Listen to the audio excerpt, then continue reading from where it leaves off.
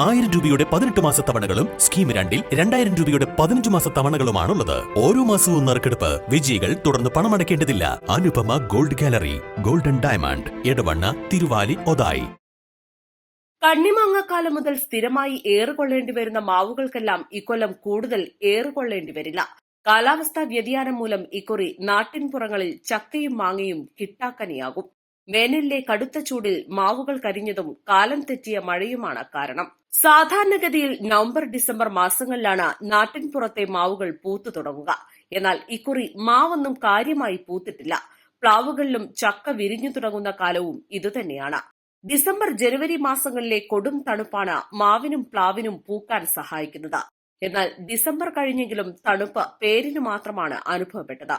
അതിനിടെ ചില ഭാഗങ്ങളിൽ മാവുകൾ അല്പം പൂത്തെങ്കിലും കഴിഞ്ഞ 2 മാസങ്ങളിലും ഇടയ്ക്കിടെ മഴയുണ്ടായത് ഉള്ള പൂക്കളും കൊഴിഞ്ഞുപോകാനിടയായി.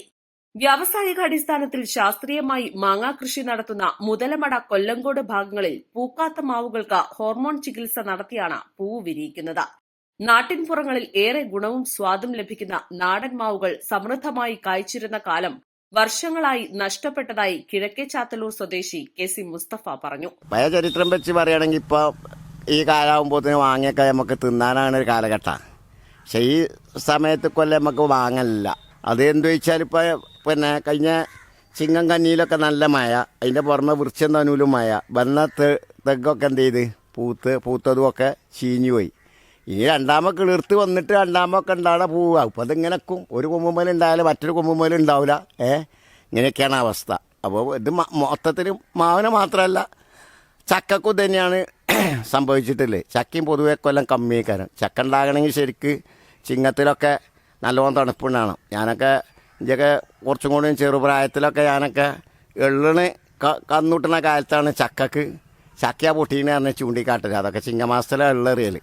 അപ്പോൾ ആ കാലത്തൊക്കെ ചക്ക കാട്ടി കൊടുക്കും ചൂണ്ടിക്കാണ്ട്. ഇന്ന് കാരണന്മാരെ ചെല്ലുണ്ട്, എള്ളായത്ത് കന്നൂട്ടുമ്പോൾ ചക്കക്ക് ചൂണ്ടിക്കാട്ടി കൊടുക്കും. അപ്പോൾ അന്നത്തെ ആ കാലമൊക്കെ കഴിഞ്ഞു പോയി. പിന്നെ ഇപ്പോൾ ചക്കയായാലും മാവായാലും ഒക്കെ എന്താണ്, പ്ലാവായാലും മാവായാലും ഒക്കെ 2 കൊല്ലം കൊണ്ട് 1.5 കൊല്ലം കൊണ്ട് 3 കൊല്ലം കൊണ്ടൊക്കെ ഉണ്ടാണ് എല്ലാ ഇനങ്ങളും. അപ്പോൾ അതിനനുസരിച്ചൊക്കെ തന്നെ അള്ളാൻ്റെ പ്രകൃതത്തിലും മഴയും ഇതൊക്കെ അങ്ങനെ കാലാവസ്ഥകളും. ഇനിയിപ്പോൾ വിത്ത് ഫാമിലും വേറെല്ലോടത്തൊക്കെ എന്ത് ചെയ്യുക, പുതിയ തൈകളൊക്കെ എന്ത് ചെയ്യാണ് കുറച്ചും കൂടിയൊക്കെ ഹോർമോണും വേറെല്ലൊക്കെ ചെയ്തിട്ട് എന്തൊക്കെ ചെയ്യാൻ കഴിയുമോ അങ്ങനെ പ്രത്യുൽപാദനം ഉണ്ടാക്കിയിട്ടുള്ള രീതിയാണല്ലോ. അപ്പോൾ അതിനനുസരിച്ചൊക്കെ അങ്ങനെ എല്ലാവരും കൃഷി ഉണ്ടാവുകയുള്ളൂ എന്ന് പ്രതീക്ഷിച്ചാൽ മതി. നാടൻ മാങ്ങും നാട്ടിലെ സാധനങ്ങളൊക്കെ എങ്ങനെയാണ് ഇതിൻ്റെ അവസ്ഥ. മൊത്തത്തിൽ ഒന്നും ചെയ്യാതെ ഇങ്ങനെ അള്ളാഹിൻ്റെ പ്രകൃതിക്ക് മാത്രം ഉണ്ടാകുന്ന രൂപത്തിൽ നിന്ന് മാറ്റം വരുത്തുന്ന ഒരു രൂപം സൃഷ്ടികൾ ചെയ്യുമ്പോൾ സൃഷ്ടാവിനുണ്ടാവും ഒന്ന് ചെയ്യട്ടെ എന്നൊക്കെ ഉണ്ടാവുമെന്നാണ് ഞാൻ മനസ്സിലാക്കണേ. കഴിഞ്ഞ 2 സീസണുകളിലും കേരളത്തിൽ ചക്കയും മാങ്ങയും വളരെ കുറഞ്ഞ തോതിലാണ് ഉൽപാദനമുണ്ടായതെന്ന് കൃഷിക്കാർ പറയുന്നു. ഇതുകാരണം കേരളത്തിലെ ചക്കമൂല്യ വർദ്ധിത വ്യവസായ യൂണിറ്റുകൾ കഴിഞ്ഞ വർഷങ്ങളിൽ പ്രതിസന്ധിയിലായിരുന്നു.